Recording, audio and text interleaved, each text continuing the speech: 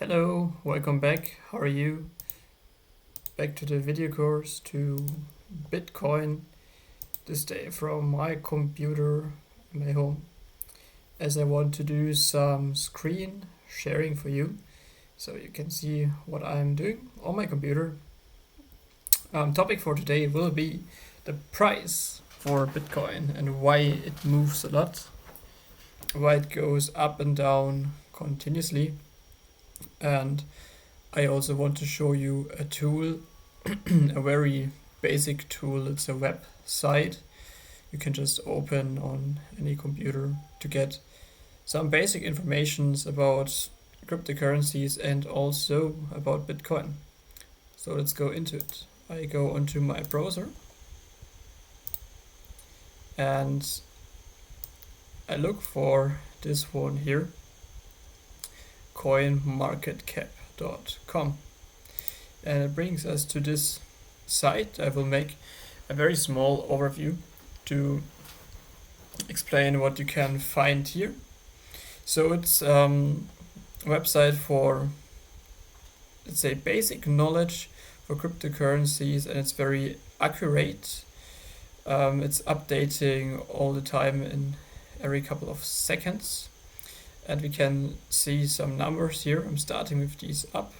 In total, there is more than 21,000 different cryptocurrencies, but by far most of them are absolute garbage. Everybody can create a cryptocurrency like this, even I can do, and many people just do it for fun. So if it's 21,000, nobody needs to know all of them. I don't know all of them. And exchanges, an exchange is considered a place where you can buy, sell cryptocurrencies. So later on, when you want to make the move to buy some Bitcoin, I will also show you how to set up an exchange. And that's the first step to go into the world of cryptocurrency. Market cap, it means the total value of the whole crypto market. It's written in dollars. It's $949 billion, and what's coming here, I'm skipping that now. It's a bit more detailed. We don't have to understand this right now. And this up here, it's just some advertisement, and interesting, it's getting to scroll down, and this list here, all the cryptocurrencies are listed, starting with the biggest one by market cap. So we look at this here. So if we look at this number, it's going down. Means number one is Bitcoin because it has the biggest market cap. Market cap means the value of all the Bitcoins that exist at the moment. So all the Bitcoins together, they are 375 billion. I'm not sure if you like numbers or not. I really like them. And then you can see there are some other ones. We are not going to look deeper into cryptocurrencies, but I can, instead of Bitcoin, but I can just show you a few which are, that you see there's so many different ones. All of them have different names, different use cases, etc. Okay, just to understand what this list means, but we don't have to get lost here. So focusing on Bitcoin, you already know the market cap. That's the total value of all the Bitcoins. One Bitcoin at the moment, one single one has, wait a second, let's see, let's do like this so you can see my face talking. So one Bitcoin has a price of right now $19,400, and every couple of seconds you see there's a movement here. If you look at the price, it will change very fast. So 19,400, and here we can see the movement. Oh, why is the camera disappearing? Here we can see the movement. Within 1 hour, since the past hour, it grew 2.65%. within 24 hours 2.29%, and within 7 days it makes a minus of 1.97%. So this circulating supply means all the Bitcoin that are in circulation right now, about 19 million, and you can see there it says this percentage here, 91.22%. So it means right now 91% of all Bitcoins could possibly exist are in circulation, as in total there will only be 21 million, never more. It's not possible due to how the code is written, and the 21st million Bitcoin created will be about in the year 2140. So it will take some time, you're probably not going to see it. Okay, I get more detailed information if I click on the Bitcoin. Oh, I'm sorry for my camera is always disappearing. I will fix that in the next video. I'm using a new tool. So going on the Bitcoin, we have some more detailed information right here, and interesting to see, as we are talking about the price today, is the chart, which is considered this graphic. I don't know how familiar you are with these charts, which tell you a price, the price on a time history. So basically it goes from the left to the right. You can see my mouse moving. That's the time, the past 24 hours, and from the bottom to the top, that's the price. So if you follow the price here, Bitcoin goes now down a little bit, it goes up, down within 1 day. It's just all movement within 1 day.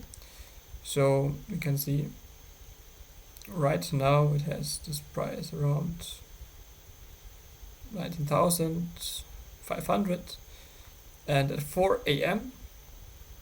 it was just 90,000. So there is a movement. This is just a very short amount of time, 24 hours. I don't really look at this chart. I don't recommend it unless somebody is a professional trader. A day trader means frequently buying and selling. They can learn to understand how a chart moves. There is always patterns which are able to learn, and then they buy the price, let's say here when it's quite low, and they sell it when it's high, and they make a profit. But I don't do this at all, and it's a full-time job. So yeah, I stay away from this, and beside that it makes me just nervous to look at a chart since 24 hours, and if it goes down I might be afraid I lose some money. If it goes up I'm happy. No, I look on long term. I have a time horizon over many years, and so we can use this graphic. Now we are on a 1 day, 24 hours. Now I can go on 7 days, so that's the price movement within 1 week, and the whole graphic changes a lot. You can see this is the week 15, 16, 17 September, and for a few days the price was quite stable. Then there's a drop, and then it goes a little bit up again. Now I can zoom the picture out again in 1 month. Get a picture like this, 3 months. And now I go on all. It will show us the whole record tracked on Coinmarketcap. It's not since the beginning of Bitcoin, but since they started tracking, and we will see it's around the year 2014. So when it started, here the record, it was already $145. But the Bitcoin started itself in the year 2009, and it was worth nothing, like less than 1 cent. So, but even starting from here, we can see a very interesting movement from about 100 going up to 1000. Then we had a peak here, but already 17,000, goes up again, and then we had a big rise, like a big one, where Bitcoin hit almost $70,000. Yeah, and then it dropped again, and that's why we are here. And now it's very interesting that the chart, it looks whole different if we think with a different time horizon.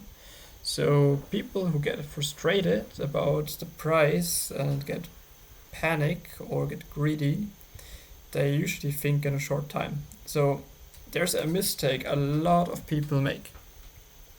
And this mistake is to buy when the price is high and to sell when it's low. So if you think back about the year 2019, 2020, nobody really cares about Bitcoin.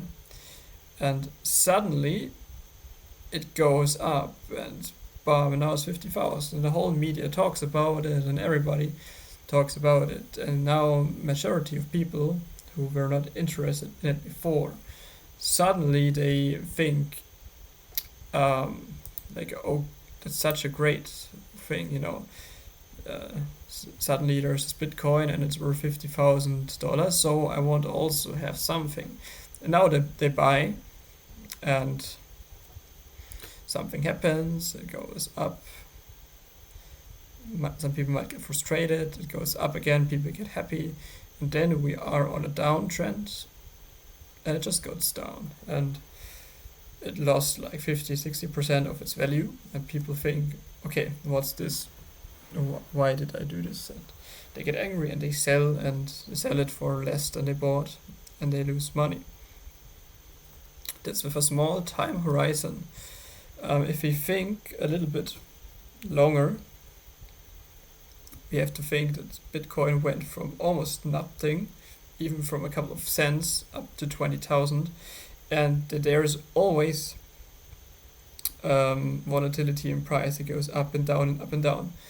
But the further I zoom out, if I think in 5 years, 10 years, 20 years, it is an uptrend all the time with some counter movement, and up and down, up and down.